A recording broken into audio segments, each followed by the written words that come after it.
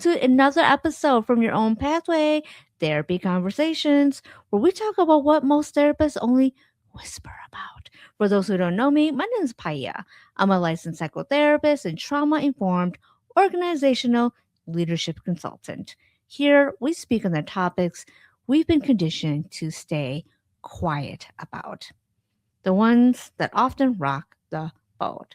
But here, nope, we're not protecting the silence, we're breaking it. So let's own it.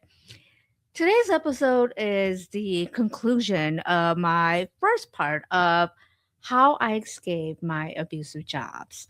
So, just a quick little recap. My last episode, I ended at where I had my, I wouldn't say confrontation, but I had my meeting with my supervisor, and she called me fickle. And how that meeting was the turning point for me in saying, nope, no more. I'm not taking this. I'm going to empower myself. I'm going to make changes. I'm not a victim in all of this. Instead of asking, why is this happening to me? I'm like, you know what? This is happening for me. And so that is where we left off. And today's episode is also going to be a longer episode again. It's probably going to be like an hour because this is the conclusion of escaping my my abusive jobs and the parallels that I make in the parallels that I make from my first job to my second job, and just things I see that really helped me and um really why I'm doing the work that I do. This is why I'm such an advocate, and this is why I became a trauma informed organizational leadership consultant, because I lived through all the organizational trauma that organizations often don't realize that they're putting on people. And so these episodes are to really educate both the individual who are going through this and organizations who are inflicting this on their employees. So, without further ado, let's continue on with the next session of my story here. So, the confrontation where my boss called me fickle, and I was like, oh no, I will always remember this because I've never been called fickle in my life. And I told her she wasn't a supportive boss, and she was a little like, what? I wasn't supportive? I'm like, yeah, you were not supportive. And so after that meeting, I knew. I'm like, I can't stay here. I'm not staying here. And so back up, back up. And so during my convalescence in January, while I was resting at my parents' house, even though I was resting my ankle, I'm going to tell you all, I was going through stress that had nothing to do with my ankle. It had everything to deal with dealing with systems that included the work system, HR system, and the medical system. And I remember that I had a conversation. I was in the spare bedroom and at my parents' house, and I had a conversation with HR. It did not go the way I had hoped for. And this was the paperwork related to getting special accommodations so that I could do my job. And so this was like early January. I should clarify. So this was like early January. I was trying to get everything ready. I was trying to get all the paperwork ready to see if I could still get these special accommodations.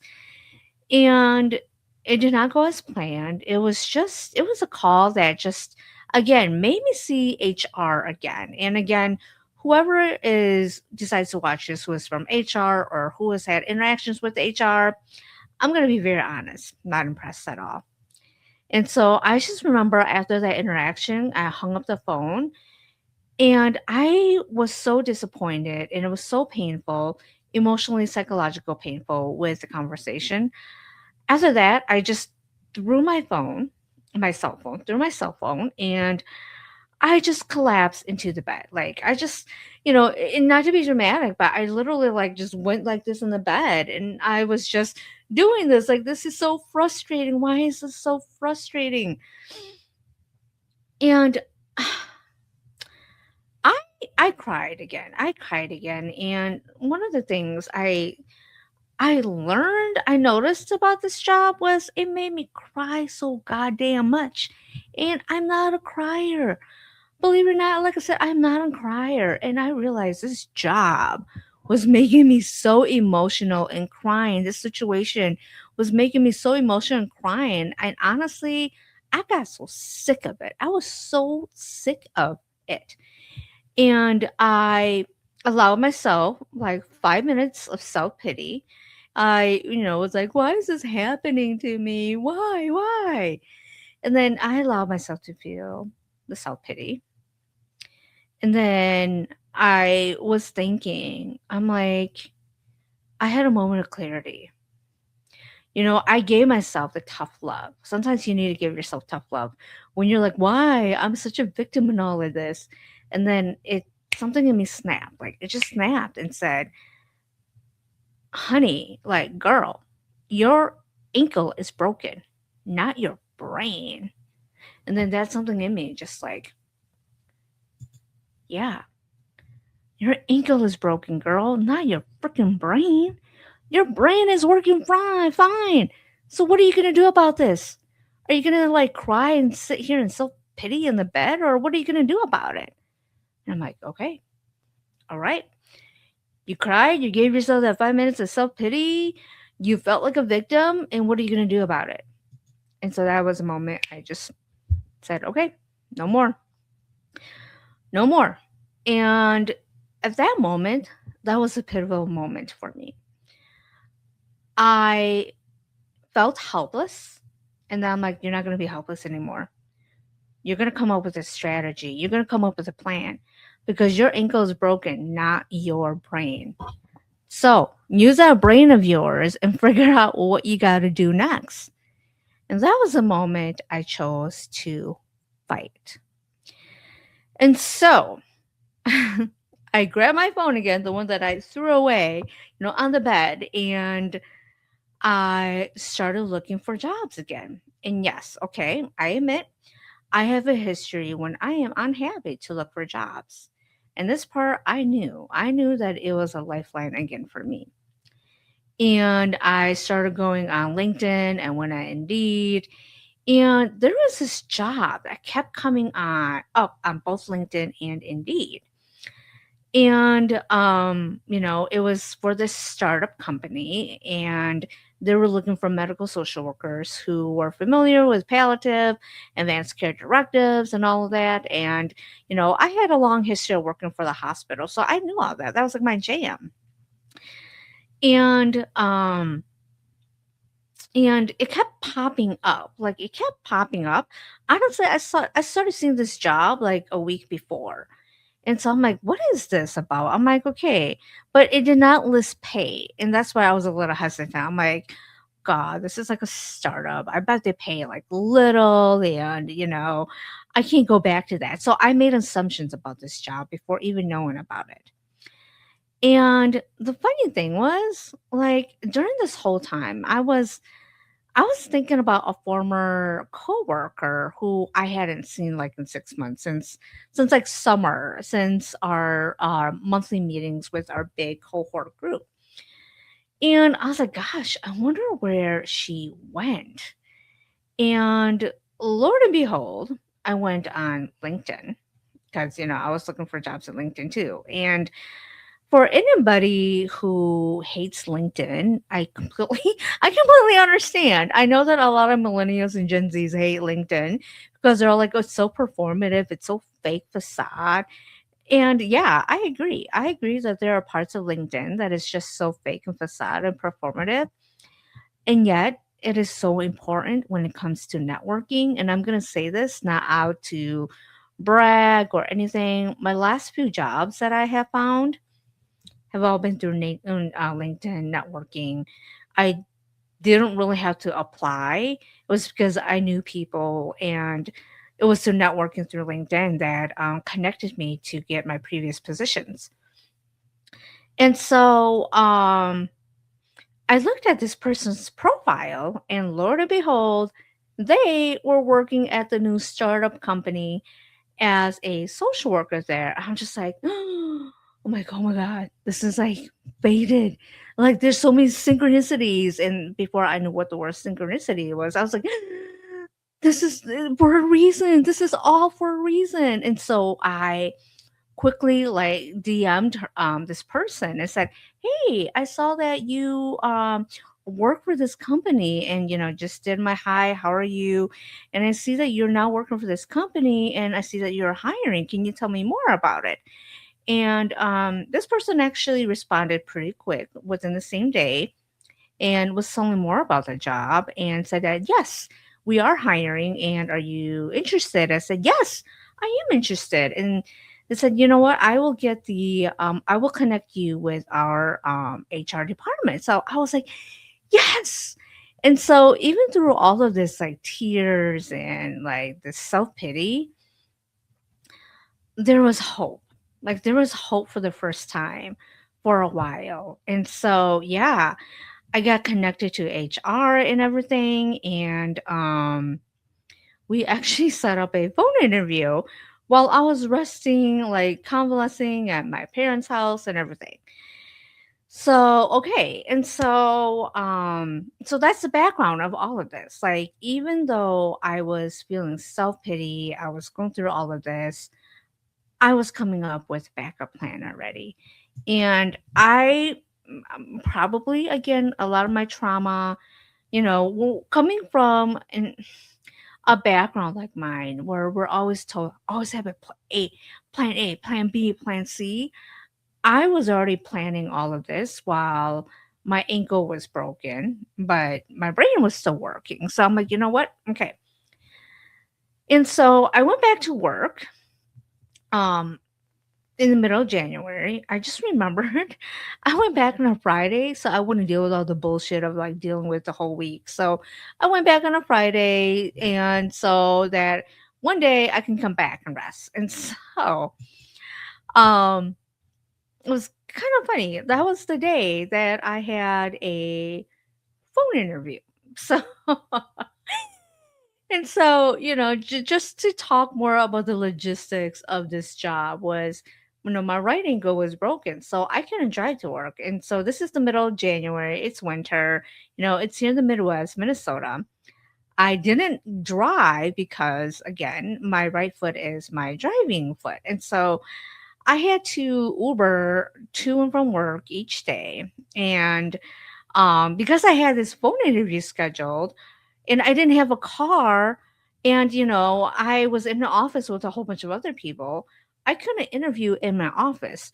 And so I had a walker with a bag, and I just remember I'm like, oh gosh, okay, I'm gonna have to go find a quiet spot. There was no quiet spot. So I chose the most quiet spot in the hallway that I could find. And so I'm like taking my walker and just doing this, walking, praying that nobody like recognizes me, who I know. And I picked the most quiet place in the hallway to do this interview. And so, I'm in my boot, and I have this phone interview, and I'm just praying that my boss does not see me in the hallway with my phone, because usually I would, if I were to have an interview back then, I would like do this in my car, but I didn't have a car. And so I did this in the hallway, just prayed that my boss did not see me or that nobody else would see me. And I did it anyway. And you know what? It went perfect. It went well. And we scheduled a in-person interview, I think for the next Friday or 2 weeks, but I don't remember. I just remember that it was like another Friday. I intentionally chose another Friday so that I'm like, you know what?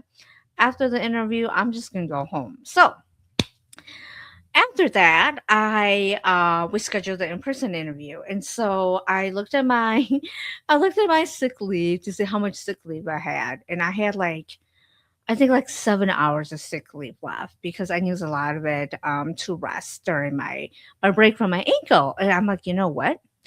I'm gonna use the last of the sick leave to go interview. And okay, yes, I said it was a medical appointment, which okay, whatever, it's my discretion. And so we set it up. I used the last of my sick leave to go on this interview.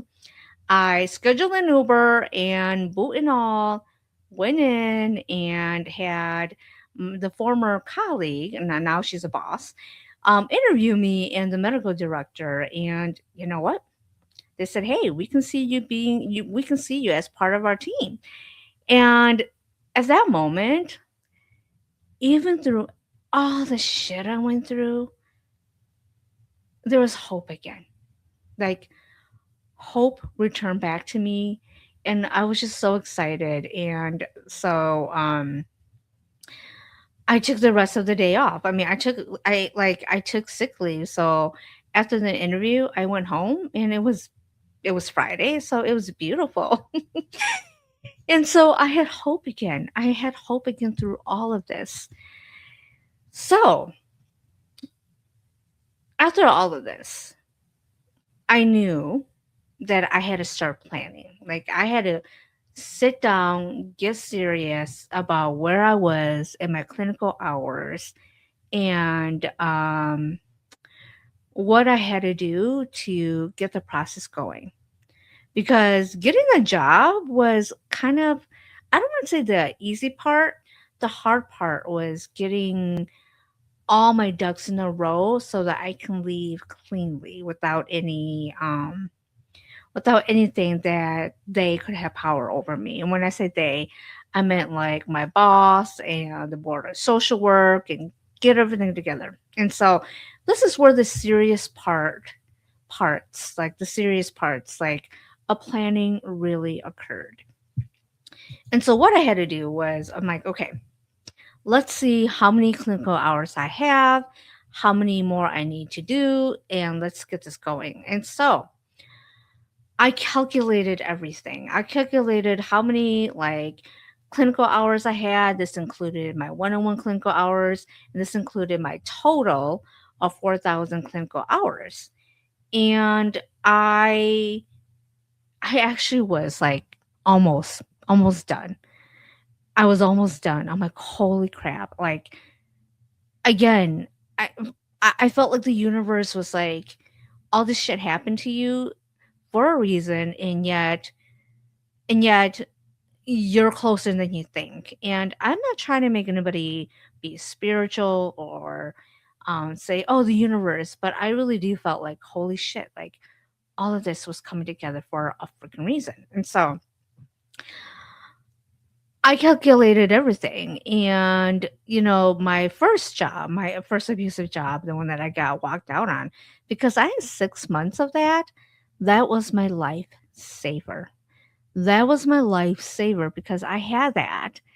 It helped me with my current situation. If I did not have that first abusive job, I would have had to stay till probably summer at my current position. And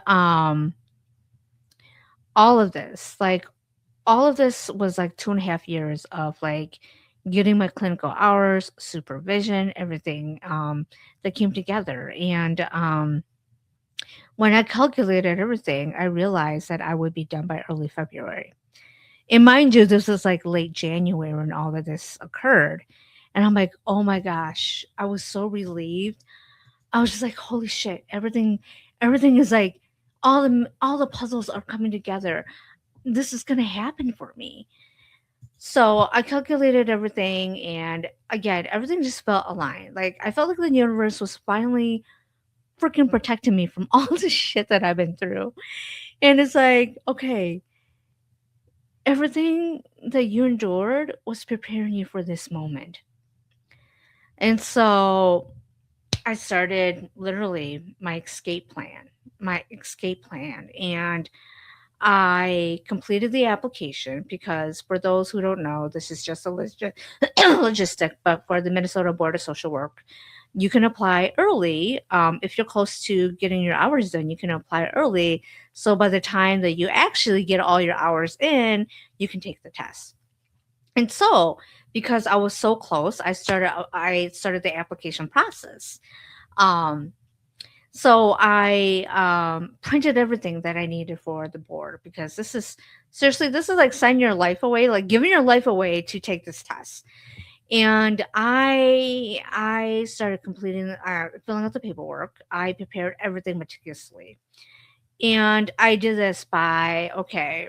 I put all my CEUs together, my clinical education units together, because in order to apply for the board, I had to meet certain criterias, and that meant taking certain CEUs.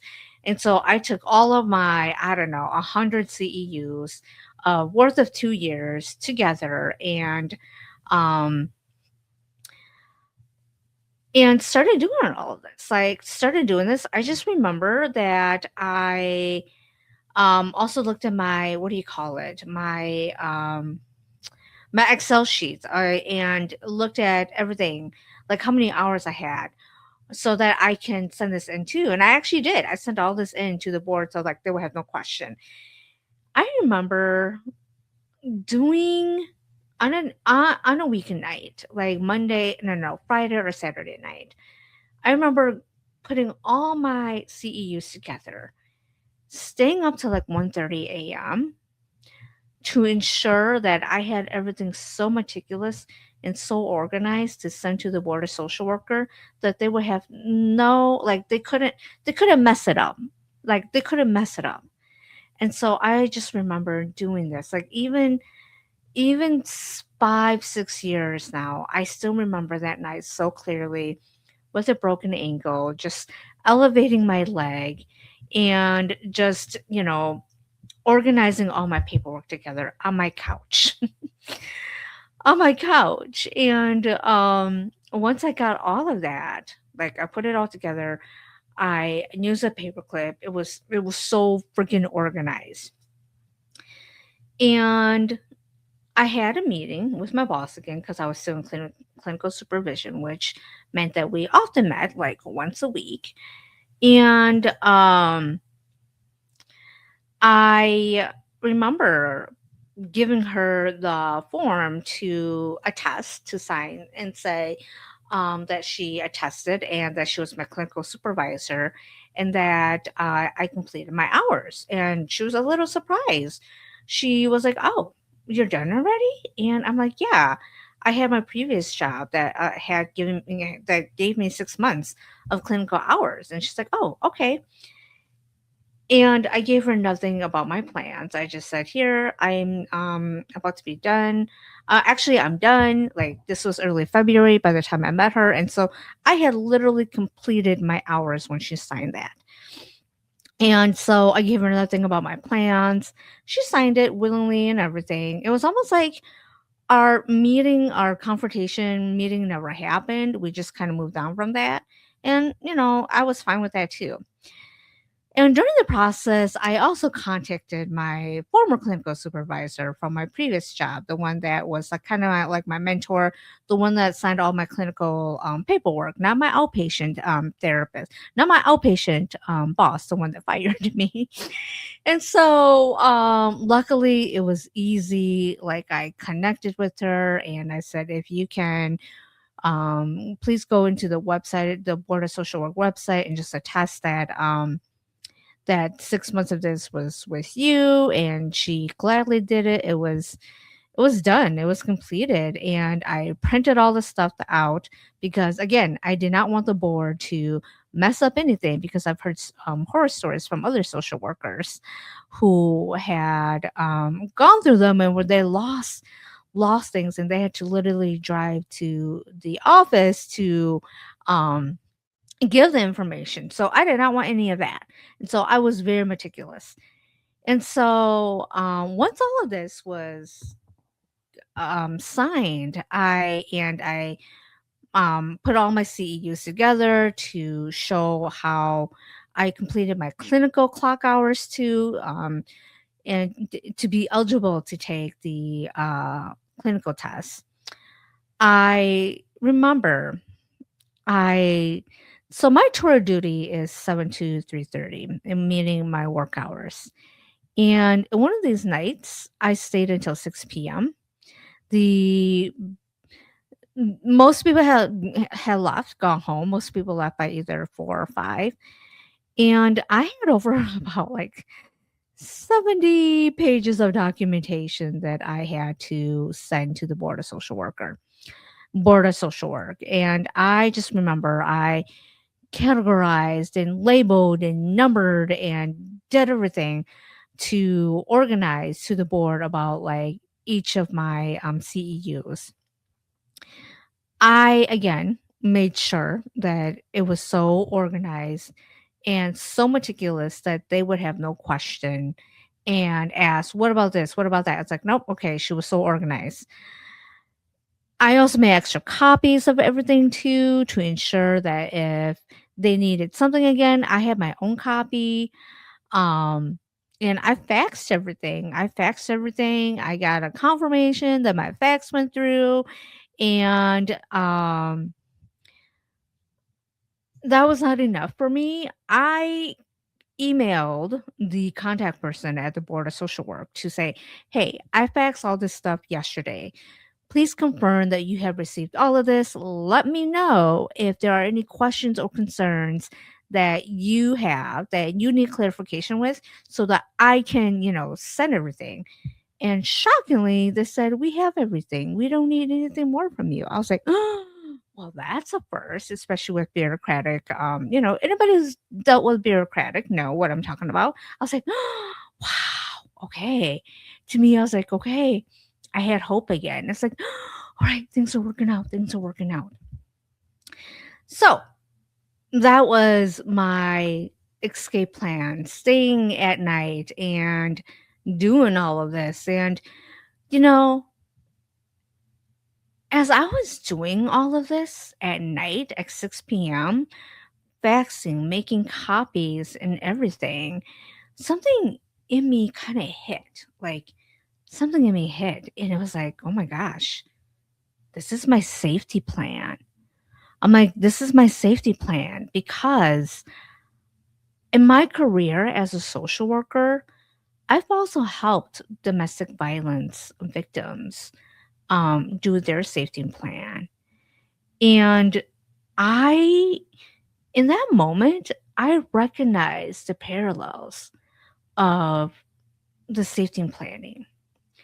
And I want to say right here, right now, that I am not comparing myself and my situation to DV survivors with their severity or their danger of ever losing their life.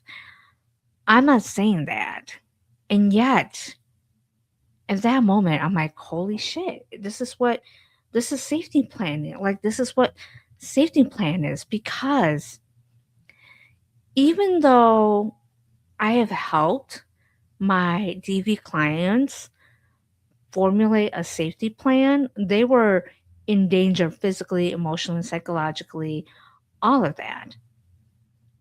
My body recognized and responded to trauma the same way because even though I was not like escaping a DV situation, I was trying to leave a very toxic, unsafe, abusive workplace.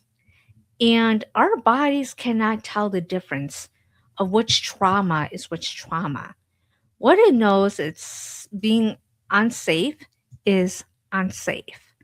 And so I want to explain that to everyone who's watching this. Is your our bodies cannot tell which type of trauma is which type of trauma. It's not saying, oh, that's you escaping a situation where your partner is physically beating you or you're a child of abuse. Our bodies can't tell us what type of trauma it is. It just knows that you either gotta fight, flight, freeze, or whatever it is you gotta do to keep yourself safe. And our body reacts and responds the same way to trauma, which can include being hypervigilant, secret planning, preparing documents, minimizing risk, and formulating an escape strategy. And again, our bodies, like my body didn't know that this is job is trauma. It only knew that I'm not safe and I need to get out. And in that moment, through all of this, my body chose to fight. I chose to fight. And so that right there is a trauma response. And so through all of this, like once I got the confirmation and everything, there was again this feeling of hope. I had hope again. And by mid February, I got my official letter. I got my offer letter from the job that I was interviewing for. And honestly, there was an internal part of me that knew that I got the job already. I mean, they practically said I got the job. And so during this process, we were going through salary negotiations and everything. And they offered me more than my current job at the VA. Even though I was not licensed at the highest level, because the highest level is having your clinical license. And that's what I was trying to get, like my clinical hours to get my clinical license. And even though I was not at the highest level, they still offered me more than the VA.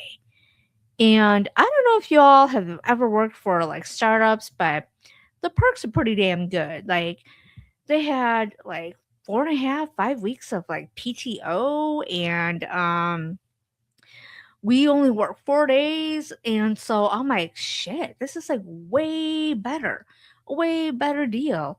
And best of all, they offered me clinical hours too. And so it did not mean that I had to stop. And like there's so much more perks than the VA job.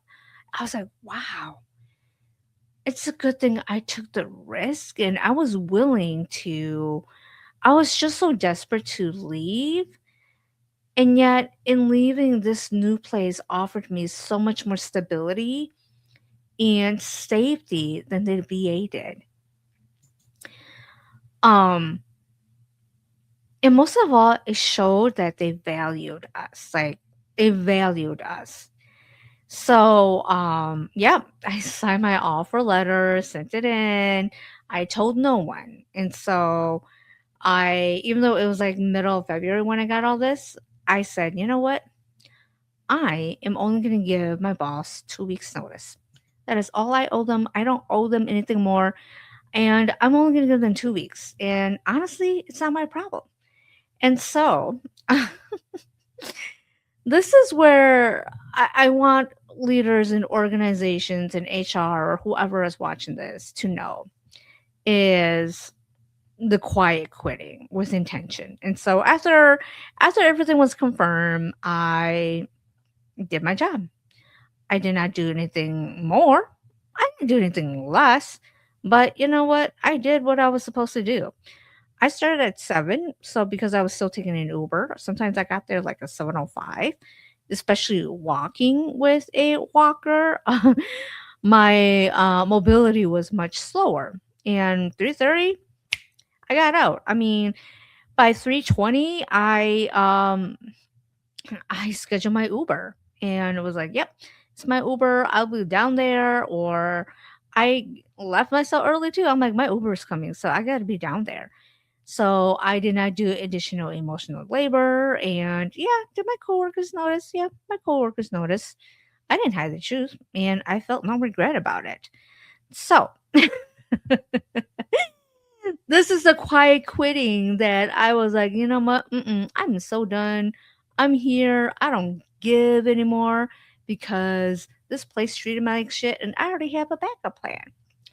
So moving on is my 2 weeks notice and my resignation. So about early March, and granted, y'all, this was 2020, so this is COVID. And I think at that time, we still didn't believe that COVID was a real thing. It was like, oh, whatever. Yes, in China, it's not going to hit here in America. We're so like, nothing hits us, nothing's going to shut down for us. And so, and I say that because uh, it's important because it does have a lot to do with the story too, because it changed the trajectory of like my next job. However, I gave my 2 weeks And in the past, I usually gave like a month notice because I was always the type that wanted a smooth transition, especially if I had coworkers who were going to take over my caseload. I wanted to be very mindful. I wanted to be respectful. I wanted to be a good transition, not only for my coworkers, but especially for my patients. And so in the past, I did that. This job, I didn't care. I was like, nope, I'll give 2 weeks. And so I remember having my last meeting with my boss. Everything went normal. We just, did clinical supervision as it was. And this time it was me asking her, "Can I talk to you?" And this is like 10 minutes before the end of the meeting. And I told my boss I was very calm, I was very collected, I was very controlled, I was unemotional, and I just said how it was. I said, "Hey, I accepted a new job. My last day is," and I gave her the date. It was exactly 2 weeks away. And I can tell after I got done telling her, she was shocked. She tried to hide it, but I can tell she was shocked. I can tell like she was taken aback. And she congratulated me and said she was happy for me, doing the traditional, "I'm so happy for you. You deserve it," kind of stuff. And I was just like, "Yes, yes, thank you, thank you. I do deserve it. Yes." I acknowledge it, In the past, I would have been like, "Oh no, I thank you so much for, giving me the opportunity." I did not do that anything. I just said thank you. Yes, thank you. And I left it at that. And you know, I did not take care of her emotionally. There was nothing for me to take her emotionally and try to thank her for anything. I just said thank you. And I was ready to move on. So,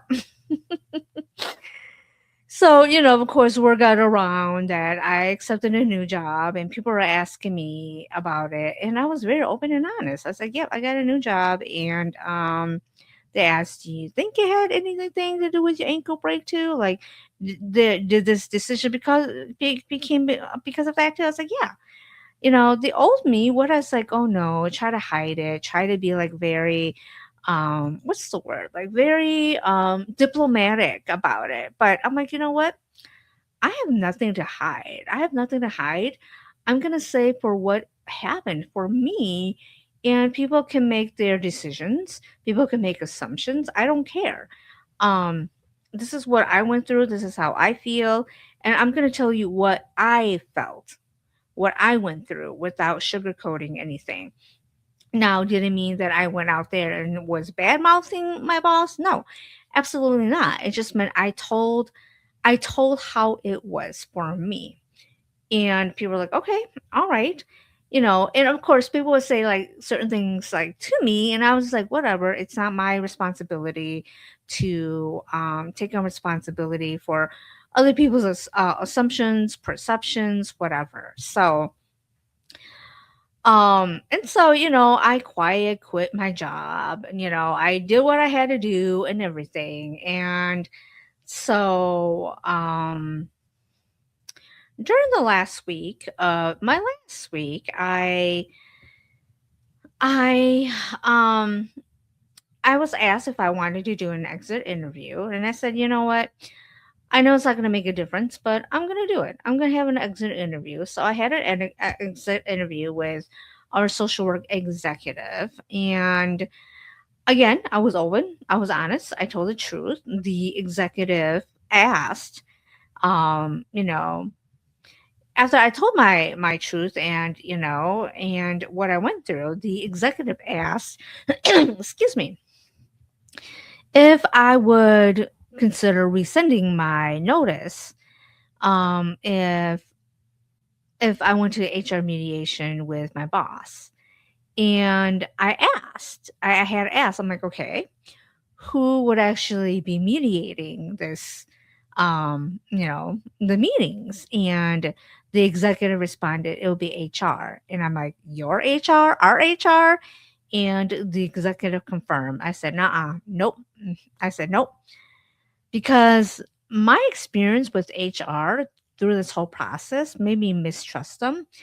And I also knew that our HR was not going to be neutral because my boss had been there for so long that I knew that there was such a power dynamic right there and then already that it would be me going back into the lion's den, and that I was gonna get like chewed or eaten or whatever. And so, and I realized the power imbalance would destroy me again. And I was like, nope, I'm not doing this. I am not gonna go in. I'm not gonna have mediation. I'm certainly not gonna rescind my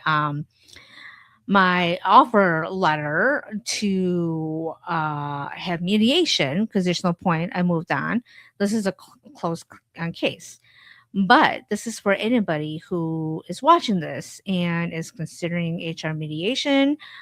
I would ask that you ask who is actually mediating your meetings, because if it's HR and not a third person or not an outside organization, I would really reconsider if I were you, because there's the power dynamic, there's the bias right there already.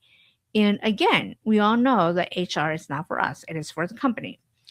And I knew that if I were to accept this mediation, it was their power trip, their power way to remind me of how powerless I was. And I'm like, nope, I'm done with that.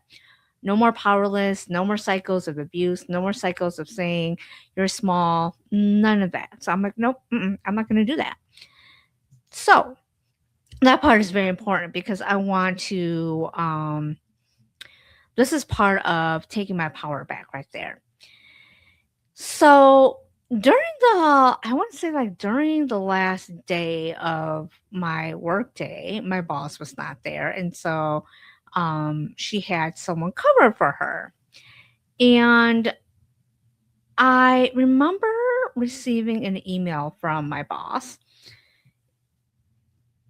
asking, she was kind of like, oh, thank you, we enjoyed, kind of like trying to have like a nice email saying, you know, um, thank you for my time there, all that stuff. But her actual intention for that email was asking for absolution, for me to comfort her, to say, oh, you're not a bad boss. And what I mean by this is, after she wrote, her little nice words and everything, she asked again, you said I was not being a supportive boss. What did you mean when you said I wasn't supportive? What could I have done differently? How can I have been more helpful? And she wanted my emotional comfort. She wanted my feedback, and she wanted me to, I think, absolve her from the guilt or whatever feelings that she was going through. And I thought, I told you during that meeting why you were not a supportive boss, and I'm not going to do this again. I am not responsible for your comfort, and I am absolutely not responsible for your absolution. And I'm like, this is not responsibility. And quite honestly, what you're asking, go get some therapy, go get some coaching, go get some mentorship, whatever it is. It is beyond me. And quite frankly, it is beyond my pay grade to be your comfort. And I gave her silence. I just like, this is not my responsibility. And so I left it. And again, for anybody whose boss may be asking this of you, I want to remind you that you don't owe your boss anything. If they ask you this, it's like, it's not my problem. Go figure your shit out. Really, go figure your shit out. Go therapy, go get coaching, go get whatever it is that you need to do. Do not come to your employees to get absolution, comfort, whatever it is that you're seeking. If you're an employee watching this, you don't owe shit to your boss. I'm saying this. You don't owe shit to your boss. So I left it, and I was like, I'm not answering this. This is not my this is not my responsibility. And so yeah, and so that that was like the last day. And so on the last day, I don't know if you all have ever worked for big organizations and special federal systems, but before you clock out, they make sure you check everything in. Like, I kid you not, you probably would have to return a stapler or tape or their goddamn pens. Okay, so during the process, like, she wasn't there, my boss wasn't there, and so she had a cover manager for her, and I'm like, this person was their minion, really. I'm gonna explain why. And I just remember cleaning everything out, trying to get everything done, and this person who was covering for my boss was came over to my desk and said, "Oh yeah, they said my boss is saying wants you to do these assessments." And I looked at this minion and I said, um, "I'm not doing that. Why would I call this veteran and this patient and client and veteran and their caregiver up to do an assessment, and I'm not going to be here to finish it?" I'm like, that's not good continuum of care right there. Anybody who does this kind of like work knows like the continuum of care. I'm like, this doesn't make sense. And so she was trying to assign me extra work, and she would say, "Oh yeah, wants you to do this, gave work for you to do, assigned work for you to do." I was like, "No, I'm not doing this." So even though my boss wasn't there, that was her last attempts to try to control me, to remind me of my place. And I just looked at the minion and I said, "No, I'm not doing that." I think they were shocked because I was just like, "No, I'm not doing it." And I walked away. Or I just turned away. I'm like, "No, I'm not doing that. No." And so I just like resumed cleaning and doing the stuff that I had to do. I was like, "No, this is so stupid." And so during the last day, again, for anyone who's ever worked in big federal systems, you got to get clearance. Like, you got to get clearance before you can get your freedom. So I had to return my badge. I had to return my equipment. I had to return, I swear, my stapler, all that stupid stuff. And so, yeah, and so like to have clearance and everything. And so, honestly, this is my last day. I was so done. I was so over it. I went to the cafeteria. I went and had coffee. I went and talked to colleagues who I actually liked and was just saying bye to all of them. Um, and when I say this, I don't mean this in an arrogant way, but a lot of them were quite envious. That I got to quit. And I was emotionally, psychologically, mentally, I was so done. I was so done. And so I checked out everything. I didn't even have my badge anymore. So honestly, without my badge, I couldn't do much of anything because for the federal system, your badge is your access to everything. And so because I didn't have my badge anymore, I couldn't do any more work. And so again, the minion was like, "Oh no, you can't leave early or you have to do this." I was like, "I can't do anything more. I don't have access anymore." And she's like, "Well, you can do this." I'm like, "No, I'm not going to do that." And so I just remember, I got my done time was like 3 p.m. But by 2 p.m., I was like, "I'm done. There's nothing left for me to do." I got all my clearance. I cleaned my desk. I did everything that I had to do. There's nothing left for me to stay. And so I'm like, why am I here? Like, why am I here? And the minion, she tried to stop me, but I'm just like, whatever. I just left. I just left without telling her. I grabbed my box. I said goodbye to my colleagues, hugged them, and said, "Yeah, let's keep in contact and everything." And I took my box and I walked out of that building forever. And I would always remember this day because remember when I said that it was like COVID. And so this was March. This was about 2 weeks before the world shut down because of COVID. And I just remember, so by this time, by March, I had my cast off. I could drive again. My mobility wasn't that great. I just remember it was chilly, but the sun was shining and the snow was melting. Um, I had my winter hat on because it was still kind of cold. I had my box in my a box, the last of my belongings in a box. And the first box of my first job, I was escorted out like a criminal because I got fired. This time, this box was my box. I escorted myself out. Nobody escorted me out like a criminal. This time, I walked out on my free will. I had sunglasses on because it was sunny. And I just remember walking, not the greatest, but I was able to walk. And this time there was no shame. There was no feeling of feeling small. There was no feeling of why. There was a sense of freedom. It was just a sense of freedom and walking out like I can walk again. Literally, I can walk again. I'm going in my car. This is the last day of this shit ass place. I'm walking freedom. I said no to minions who tried to control me again. And I was like, damn, this is a good life right here. This is a good life right here.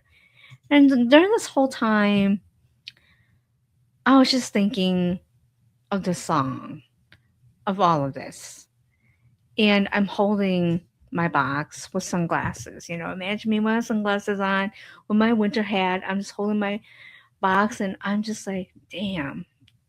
My anthem walking out to my car was, it feels good to be a gangster. With the sun shining, freedom, walking to my car was, damn, it feels good to be a gangster. You know that song from Office Space where he didn't care anymore, he just did whatever? I'm like, yeah, that was my theme song. Damn, it feels good to be damn, it feels good to be a gangster. And that was it. That was how I left. That was how I escaped my second abusive job. Just walk into my car, sunglasses, with a box, freedom. So that was that. So, what did I learn from these two jobs? I learned that the first job made me feel helpless. The second one tried to make me believe that I was powerless. Both wanted me to internalize the illusion that they had controlled over my future. But here's the truth, they never had the power. They only had the illusion of power because I had the real power all along. I just hadn't claimed it yet. And when I finally said, F you, you don't get to tell me who I am, everything shifted. And yes, I did drew the parallels to safety planning, the night of being there to 6 p.m., of my, domestic violence survivors, not because I equate myself to DV survivors, but because my body responds the same way it does to chronic unsafety. Again, I want to reiterate this. Our bodies cannot differentiate trauma categories. They only know unsafe, fight, flight, or freeze. And in this moment, the second time, I chose fight. I chose to freaking fight. Because even my darkest, most self pitying moments, lie in bed with a broken ankle, I said to myself, girl, your ankle is broken, not your brain. And that was the moment I reclaimed myself. So, if you are watching this and you feel trapped by an organization that gaslights you, disrespects you, diminishes you, and drains the life out of you, I want to remind all of you that you're not helpless. you are not hopeless. You're definitely not stuck. Because organizations, especially large ones with hierarchies, they want you to feel small because it keeps them comfortable. But you know what? Once you remember your power, you become a threat to their dysfunction. They will try everything in their power to shrink you. They will try to control you. They will definitely try to weaponize HR. They will try to send their little minions to you. They will try to pull you back into helplessness. But you remind them, nope, you don't get to do that to me anymore. Because here is the bigger truth. If you are or a leader, boss, whoever you are watching this, if your employees are burnout, disengaged, quiet quitting, leaving in waves, crying in parking lots or in the bathroom, and especially walking out with sunglasses and a box in hand, it is not an employee problem. It is a leadership problem. It is an organizational trauma problem. And this is why I became an organization leadership trauma informed consultant. And this is why I build presence based organizational realignment, PBR. Because organizations are bleeding talent and blaming everything except the real cause. And that is unrepaired organizational trauma. What happened to me should not happen to anyone. And if you don't want your organization to become the one I survived, then you have to be willing to tell the truth, take accountability, and do the real work. Because employees aren't powerless. They're just waiting to remember who they are. And you know what? And when they do, they walk out free, box in hand, sun shining, with damn, it feels good to be a gangster playing in their head. And that is how I escaped my abusive jobs and how you can too. So, I want to end this by saying these jobs did not break me. They tried to break me. These systems tried to break me. These leaders tried to break me, but they didn't. Instead, you know what they did? They forged me. They forged me into someone stronger, cleaner, sharper, and more anchored than ever before. Because of what I lived, I know myself in a way that I never did back then. I know my worth, I know my voice, and I absolutely, absolutely never again will allow any organization, any system, any structure, any leader do this to me ever again. And that's why when I created my consulting discipline, it came to me so naturally. Because this is 18 years of professional experience and 18 years of going through the very systems I now help align. Forge the framework and the frameworks that I use today.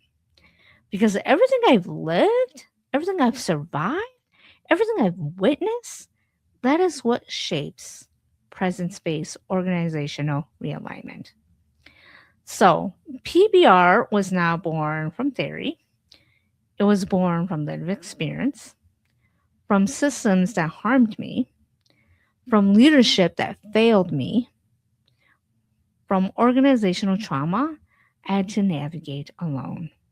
And now I use every piece of that to help organizations realign instead of collapse, to help leaders grow instead of causing harm, and to help workplaces become safe so no one goes through what I went through.